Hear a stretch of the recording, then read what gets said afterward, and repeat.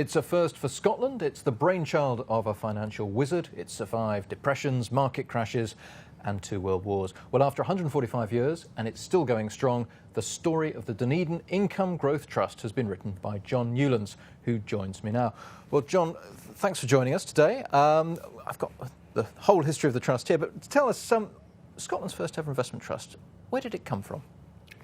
Well, extraordinarily, Mark, it was founded in Dundee, effectively by a young man who had an entrepreneurial streak.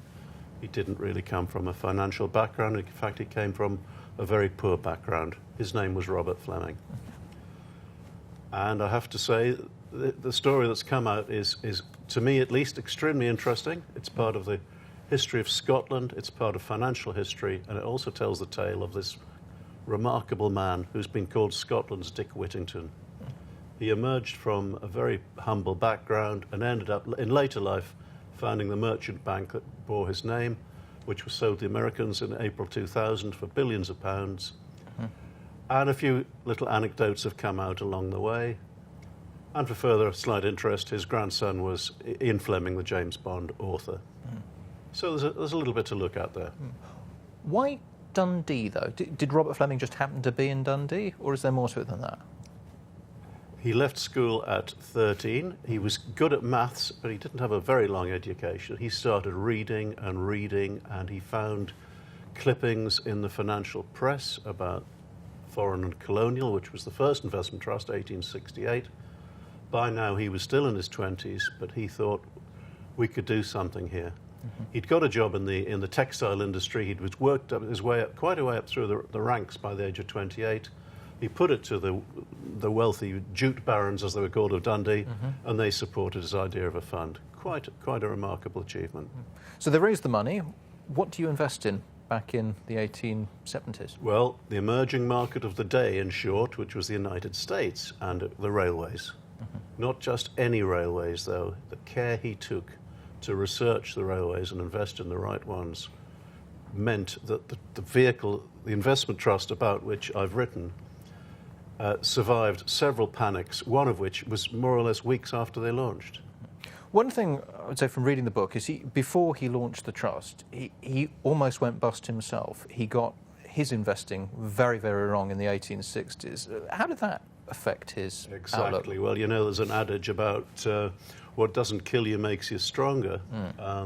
Robert Fleming had a very harsh financial lesson in early life. He was only 20. He was earning big money by then in the terms of the day, and started trading investment stocks, new issues, if you will. And in one of them went bust. He'd paid £40, which was nearly 6 months' salary. When this bank went down, the shares were what was called part paid. In other words, even though the company had gone, he had to pay another £160 to pay that company's debts. So that was 2 years' salary. He never forgot that lesson. And as you look at the trust, it's been going for 145 years. Are there any clear themes that stand out that explain its longevity? Well, I think with any successful investment fund, you have to have a great portfolio, ideally, but you have to monitor that portfolio. You have to adjust it. Investment trusts are capable of lasting longer than the companies in which they invest. A classic case was of the hotel in which the AGMs were held for the first 70 years of Dunedin Income Growth's life. The hotel went bust. It became offices, but Dunedin Income Growth has lasted for another 75 years after that.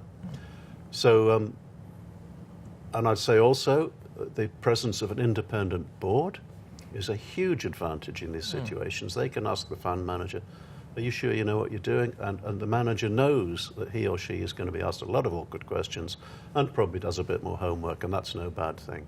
At what point did a fund manager in the modern sense emerge from the trust? Because reading the book, when Robert Fleming's going out to the States and looking at mortgage bonds, he's telegraphing back to the directors saying, am I allowed to buy this or not? It seems the roles we're used to today were much more blurred and overlapping than back in the 19th century. They didn't hire a manager until the mid-1930s. That was 2 years after Fleming had died. By this stage, there were 3 separate issues of the trust, each with more than 700 holdings. So how they managed to keep control of that lot, I've no idea. And the other thing that strikes me as reading the book is how conservative with a small c they are. The board at all times seems to be obsessed with putting money into reserves. Was it, even in its day, seen as a rather... Exactly. Well, that's what we want to see in the trust sector today. Investment trusts can retain 15% of their own income, put that away for a rainy day. That's a principle that still holds good and has come to the aid of investment trusts, investment companies several times during what seem at the time as the great financial crashes and crises. Would you say shareholders in a trust today are better represented than they were in the past? Looking back through the book, there's not a lot of transparency in how some of these trusts were run back in the 19th and early 20th centuries. Until 1948, it was considered very sensible to hide the net asset value from the shareholders. Because if the vehicle had a good year and the shareholders knew exactly where they stood, then they'd want a good year every year. If they had a bad year, they started fretting. Why not just hide the whole thing from them and smooth it over? So, almost like the with profits principle. Precisely. But given how opaque the accounting was back in the day, didn't this give a huge scope for directors to get up to all sorts of rather dodgy practices?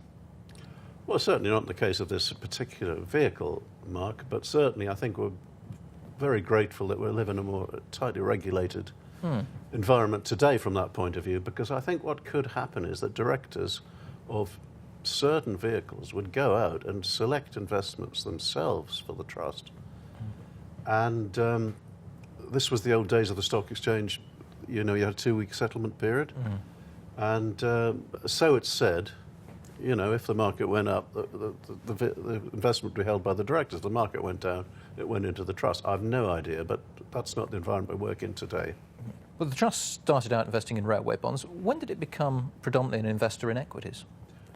Well, as with many of its peers, this really started to take place after World War I. In the 1920s, the tax rules changed so that investing in equities was more tax efficient. And it started to build up through the 1920s. But when the Wall Street crash struck in 1929, investment trusts were still very much multi-asset vehicles, and that helped them when the world's worst ever crisis came. Now, you've been looking through all of the old records around this trust. What are some of the more unusual things that have happened in the last 145 years? Well, I found all sorts of things. The archives of this company, which, for those who want to see them, are in Dundee City Council archives. I spent many hours down there. But in the local press, I found an extraordinary story about a lady in her early 50s who was actually working as a Nazi spy and was arrested in 1937 while operating a ladies' hairdressers less than a mile from the company's offices. She was arrested and jailed, but were released after the war. But if she'd been caught during the war, she'd have been executed. So I found one or two little things like that. And the investment trust structure was obviously very cutting edge in its day, back in the 1870s. Are there any reasons why that didn't become perhaps the dominant form of investment vehicle in the UK? Why isn't it today? The old senior analysts I worked for when I came into the industry, probably younger than I am now, as a matter of fact, but they always said that when they came into the funds industry, investment trusts were 3 times bigger than the unit trust, in other words, the open-ended comparator that we got today. It's now a massive reversal of that ratio.